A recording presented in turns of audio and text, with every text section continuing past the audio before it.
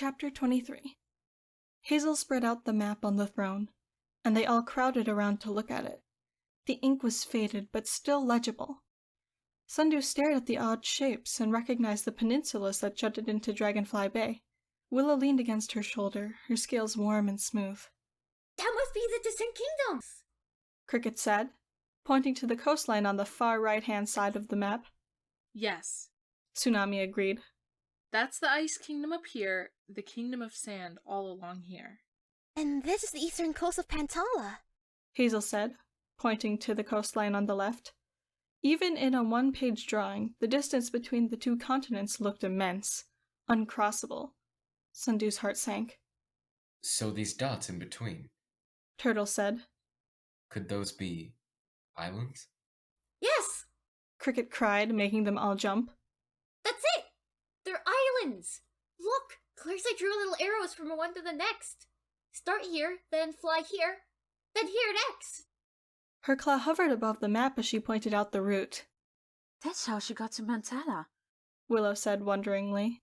She must have used her future sight to see which direction the nearest island was so she could rest between flights. That's amazing. And then she wrote it all out, so someone could follow the islands back across the ocean one day. Hazel's face was aglow with excitement. Or a whole tribe of someones. This is what we need to get to the distant kingdoms.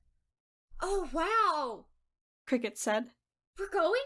We're really going? She looked out at the trees, and Sundew could guess what she was feeling. On the one talon, the distant kingdoms and Bumblebee's safety.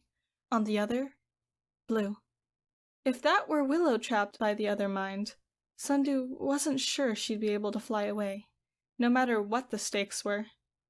Yes, we're going. All of us, right now! Hazel said.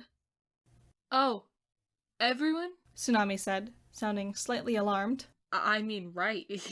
Yes, of course. Everyone, I'll just come home with a whole other tribe of dragons. Make that too, a voice said behind them. Sundew's heart nearly flew out of her chest before she spun around and saw that the speaker was Io. The tall, purple SilkWing glided into the throne room, with a few other SilkWings behind her. Sundew recognized Cinnabar from the Jewel Hive Chrysalis, who waved at her in Cricket. Oh, I mean, sure, what difference does 7 more SilkWings make? Tsunami said. There are about 200 more of us at the mouth of the Gullet River. I thought we'd sneak in the back way to join you, but it sounds like we're too late. Io said. 200? Tsunami said faintly. 200 SilkWings came to help us? Hazel said. Sorry. I only made it to the Yellow Jacket Hive, Wasp Hive, and Jewel Hive. Io said. I didn't have any time to get the others, but I can round up more if I go back now. The chrysalis is bigger than anyone thinks. 200. Willow said to Sundew, her eyes shining. I told you they were worth saving. We need to go before Wasp and her army get here. Hazel said to Io. Aren't we going to fight them? One of the SilkWings asked nervously. We will, but not today. Hazel said. We're not ready. Wasp can infect LeafWings and SilkWings now. If we stay to try to fight, we could all end up under her control, with no chance of ever fighting back. Io flared her wings and growled. She can control SilkWings? Then I have to go warn the chrysalis! We need to get everyone out of the hives! Hazel hesitated, then looked at Willow as though she were hoping to find a plan in Willow's expression. What's wrong? Cricket asked. Io's right. Someone needs to stay behind to gather the rest of the SilkWings and bring them over the ocean too. Sundew realized what Willow and Hazel had figured out. The problem, she said, is that we'd have to leave them a copy of the map. And if there's a copy left on this continent, it could fall into the other mice' talons. Willow finished. Or tendrils, or whatever. Oh. Cricket said, her wings starting to droop. Hey, no. Io said loudly. Come on! There's no way we're flying to safety and leaving hundreds of SilkWings to be zombified. Could you seriously abandon them all like that? Seriously? When we could save them? But it puts our whole escape at risk. Hazel pointed out. If we leave right now with the map, Wasp and the other mine won't be able to follow. We'd be completely safe over there. But if we leave a copy of the map, they could find it and come after us. They would come after us. Also, by the way, there are some other dragons over there Tsunami said in a rush. who might not be super excited about you all arriving, and P.S. would definitely not like you to be followed by a creepy high-brain army. They won't get the map. Io said fiercely. I'll hide it somewhere safe, so even if they catch me and take over my mind, they'll never find it. You have to let me save the SilkWings. Look, if Wasp gets them, it'll double the size of their army. You don't want that, right? So this is practical, and also obviously the right thing to do. I mean, really? Hazel sighed and rubbed a spot over her eyes. I wish great-grandmother were here to tell me what to do. She's not, Sundew said. which means you're the queen for now. Hazel gave her a wry half-smile. Unless Belladonna is right. It should be you. No thanks. Sundew shook her head. You're the exact right queen for us. You have the voice and everything. I do. I've been practicing it. Hazel agreed. She lifted her chin and turned to Io, her entire posture becoming majestic and imposing. Very well. We'll make you a copy, and you go save the SilkWings. I can make the copy. Turtle volunteered. He fiddled with his claws when everyone looked at him. I have excellent penmanship. Do that. Hazel said, producing a sheaf of bookmaking paper from a hollow behind the throne. Just one copy, and make it perfect. Io, decide who's going with you. Me? Cinnabar said immediately. Sundew interjected. One small thing. If you happen to run into 3 LeafWings out there, please bring them with you. Their names are Bryony, Pokeweed, and Hemlock.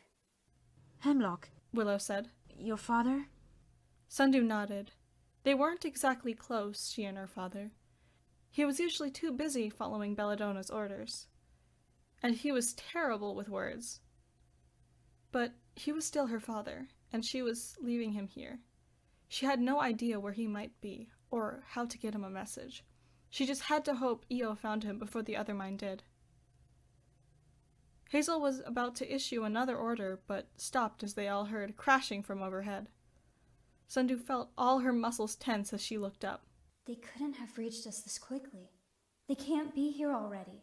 Bumblebee squeaked, and Sundew realized she'd tightened her arms around her. The dragonette squirmed out of her grasp and clambered onto Cricket's back instead. But it wasn't a HiveWing who came hurtling pell-mell through the trees. It was one of Hazel's LeafWing guards. He catapulted to a stop in the center of the throne room, gasping for air. Are they here? Hazel said. No, He said, shaking his head. but something else is happening. They've set the jungle on fire. Oh no. Sundew thought. She opened out her leaf speak and had to slam it closed almost immediately. The shrieking trees filled her head with rage and sorrow. She couldn't bear the entire jungle's panic in there along with her own. She clenched her talons into fists. The other mine couldn't win. She couldn't run away and let it think it had won. Get everyone to the coast! Hazel ordered the guard. We'll gather on the north shore of the mouth of the Gullet River. Use the evacuation plan. Everyone was assigned to a trio, and all the dragonettes and elders have someone responsible for them. Tell them to go right now! He flew off and she spun toward Turtle. Draw faster, dragon from across the sea. Our dragons don't have an evacuation plan. Mandrake interjected. He saw the look on Hazel's face and stammered. But we can make one. Right now. Sundew grabbed his shoulders. You can organize them. You'll be great at this, Mandrake. It's just like sorting the insect collection. Yes, He said, his face brightening. I'm good at that. So go sort LeafWings. She said. Make sure they know where they're going or have someone to follow. He sprang away, leaping from the edge of the platform. Sundew turned and found Willow watching her, standing only a wing length away with a worried look on her face. Beyond them, the other dragons had all leaped into motion, flurrying about as Turtle bent over the throne, drawing the copy of the map. Why aren't you going to organize your tribe? Willow asked. Because he'll be better at it. Sundew said. Willow narrowed her eyes. You're their natural leader. They should get used to following Queen Hazel's orders anyway. Sundew pointed out. Sundew. Willow hesitated, then took a step closer, spreading her wings. Sundew spread hers as well until the edges brushed together, encircling them in a small green bubble of quiet. Please don't do whatever you're thinking, Willow whispered. I can't run away. Sundew protested. I'm so angry, Willow. I want to go set all of them on fire. I want to set everyone in the world on fire and drip poisonous sap on their heads and pull out each of their claws and stab them in their faces and then set them on fire again. I know, Willow said. So do I. That caught Sundew off guard. You do? Yes, Willow said. They set our trees on fire, the only trees we have left. They stole my queen, and that thing was going to use a leaf speed to devour all of Pantala. And when he said that, I felt everything you're feeling, Sundew. And your anger helped you save us. Sundew said. With the thorn. Right. Willow said. Yes, fine. You can make the I told you so face, but I'm going to make it right back at you. You're right that you should be mad.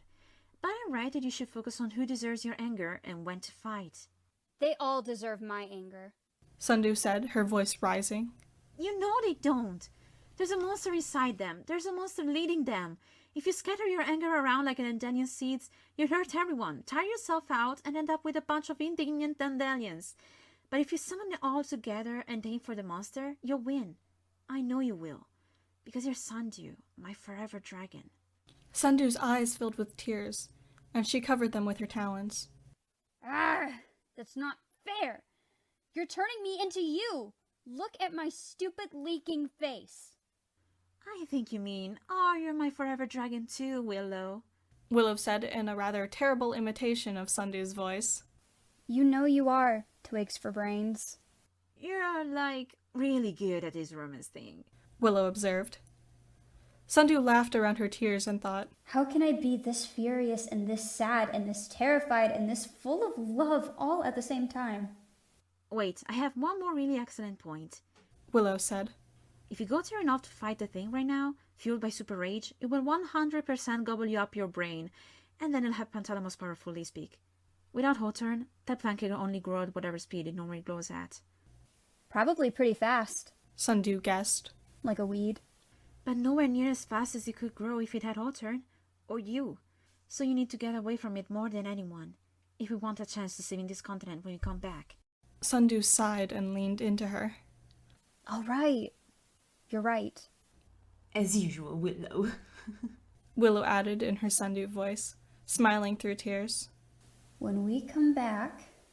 Sundew kept those words close to her heart as they flew to the coast, as they gathered the bedraggled remnants of their tribes, as they looked west to the line of fire that rose toward the sunset, and then east over the beetle-dark ocean into apparent nothingness. She repeated them to herself as they all lifted into the sky, following Queen Hazel southeast to the first island on Clearsight's map. We're coming back. We'll get everyone to safety, figure out how to stop the other mind, gather some allies. Sundew looked over her shoulder at the continent that was vanishing into the distance and the dusk. And then we'll be back to deal with you.